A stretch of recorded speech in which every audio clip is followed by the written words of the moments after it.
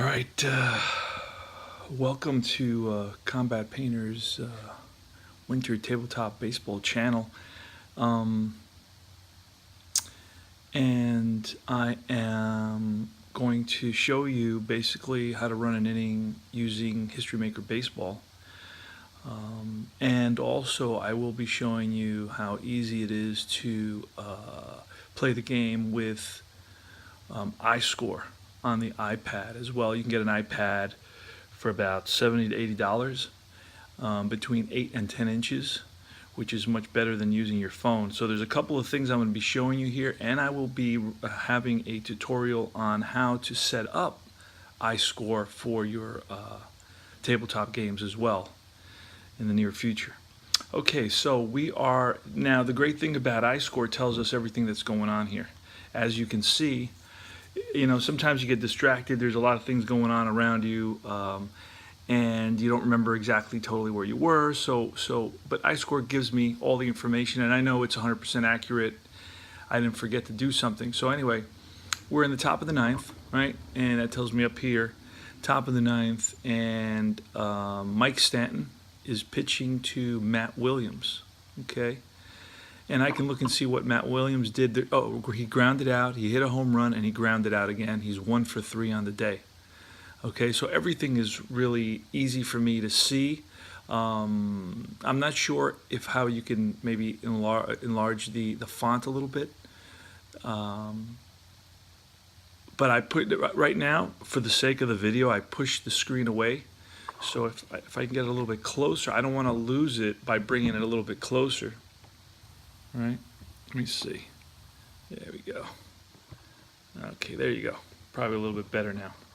Anyway, I'll be pulling the cards up here. So Matt Williams is up, and it's Mike Stanton on the mound where they're playing the 2001 Game 1 World Series. It's 5-1 Arizona.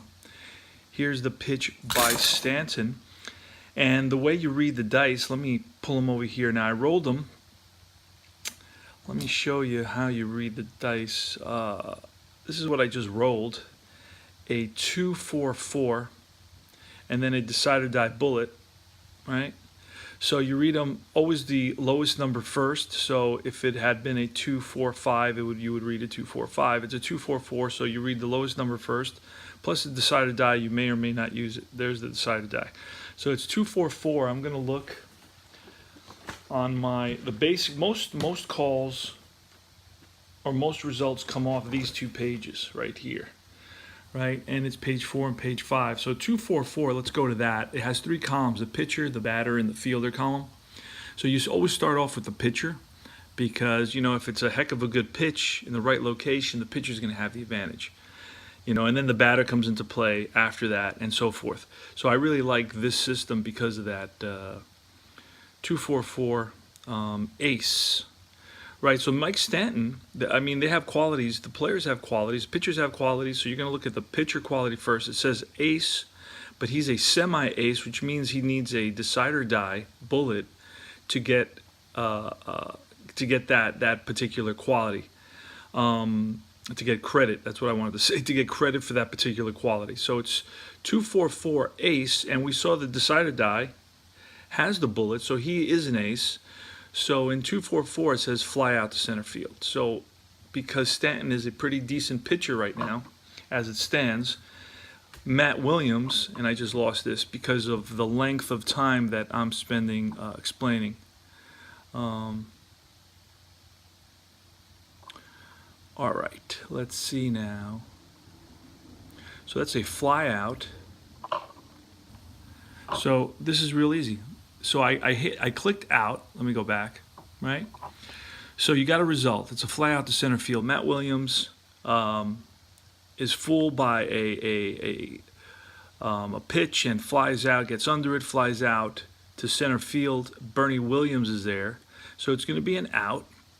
You go to pop fly out, you hit center field, and done. It's recorded. That's simple. Okay, so the next batter is Mark Grace, right? Mark Grace. Mark Grace has some qualities. He's semi-hero, semi-slugger, and semi-good eye. And again, Stanton has his qualities. semi-ace, flash, and control, semi-control. All right, so let's roll. Let me see if I get this roll right here. There it goes. 1, 2, 2, and the decider die. So we're going to go to the first column. 1, 2, 2. Let's see if I get that in the picture. 1, 2, 2. There it goes. It asks me if Stanton is a workman. He is not, because I'm looking at his card. It asks me if the batter is a champ or a whiffer. Mark Grace is not a champ or a whiffer. He's a semi-hero, semi-slugger, and a semi-good eye. So we go to the third column, and it's a line out to third base. So again, how do you use iScore? You hit out, you hit a line drive, third base, done. And everything gets recorded for me. And then you can look at the box score anytime you want, right here.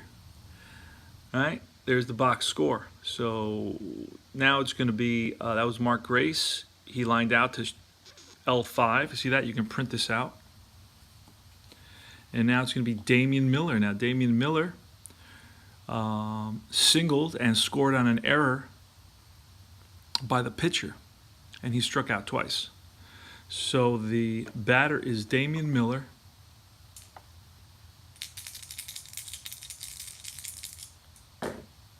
And it's going to be 366. So 366. Damian Miller, we're going to go to 3. 366 is right there. You go across. There's nothing under the pitcher column. Pinch hitter. Is Damian Miller pinch hitter? No, he is not. That's the advantage of bringing in a pinch hitter. You get credit for a single there. 366, fly out to center field. Okay? So again, you go to out. You go to pop fly out. You go to center field. Done. Derek Jeter's up for the Yankees. Okay, so now it's really nice to have your lineups and the highlighted batter. You see who's coming up. You see what position they're playing. You see the guys in the outfield. You see the all this is kept for you. I really love this. It makes you feel like you see the field. You see the players in their positions. When there's a grounder, you click third to first, and you can visualize that happening versus writing 5 to 3. I still listen. Look, I have. Where's my? I did this one right here. Still going old school. Hey, every so often I go old school. Okay. And there's nothing wrong with it. I love it. Okay. So this was a great game right here. Final score was 2-1. The Mets, the '86 Mets, beat Boston in Game 3. They're down 2-1 in that series that I'm playing. And it was a home run by Gary Carter in the bottom of the 6th. See, I did that by hand, okay? But obviously, chicken scratchy. And I had to I didn't fill in the information for the pitchers. That would slow me down, and I'm not keeping the stats anyway, so it doesn't matter to me.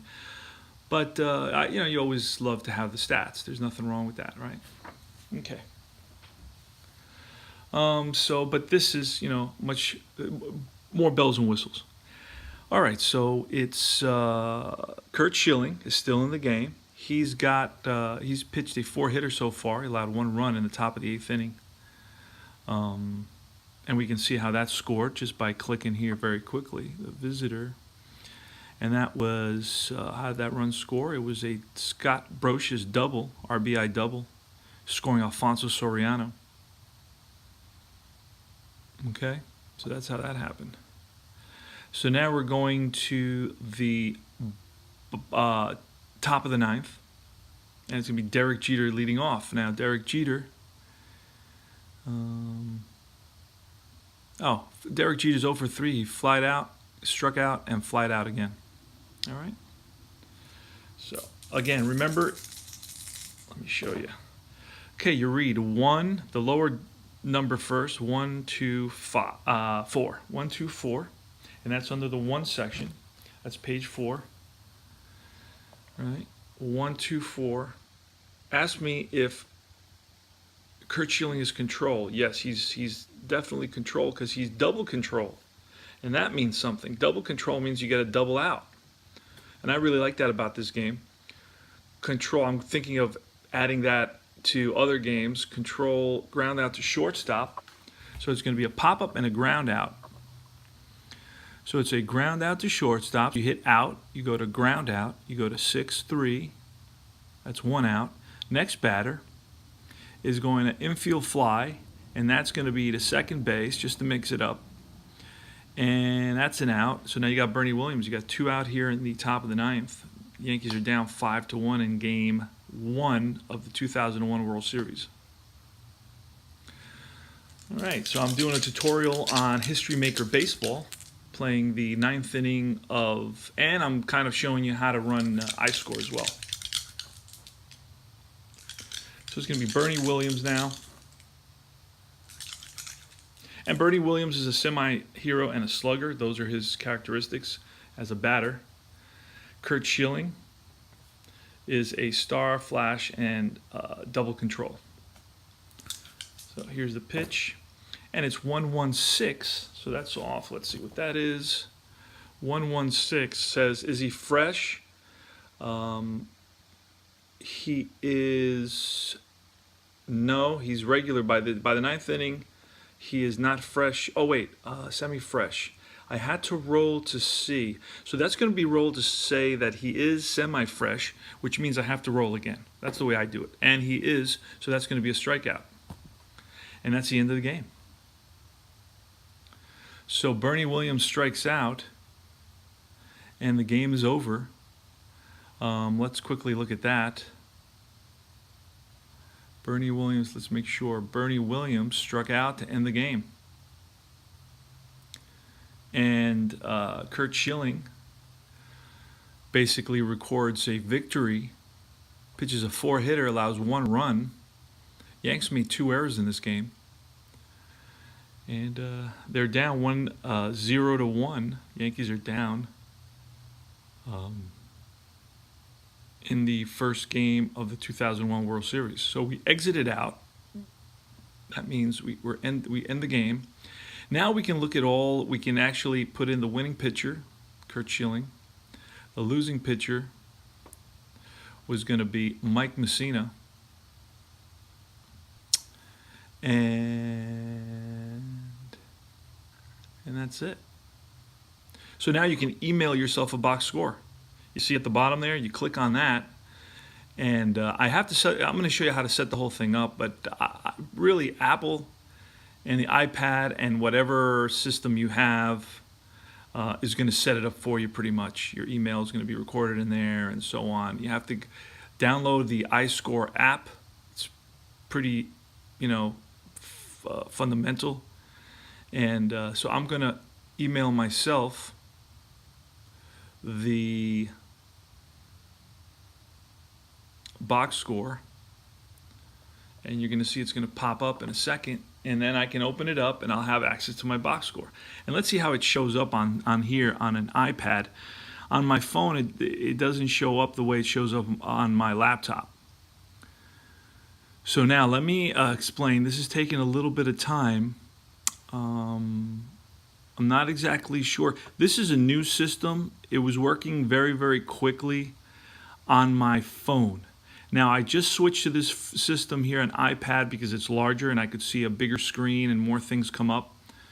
But I don't know if I've kind of synced it up with all the characteristics it needs or all the information it needs to kind of email me. I'm not sure if my email is in there. So I'm going to have to check that out later and find out. I'm still not sure about that totally. Okay, what's happening with that? But anyway, that's how it works. So you can go back. So I'll try that again later. And there's the game. You can look at it anytime you want. You just click on it. And then it comes up, the play-by-play. You can look at the scorebooks. You can look at all that. So anyway, this was a history make. I'm at 15 minutes now, so I don't want to run too long, but I gave you a little bit of taste of History Maker Baseball, how it works.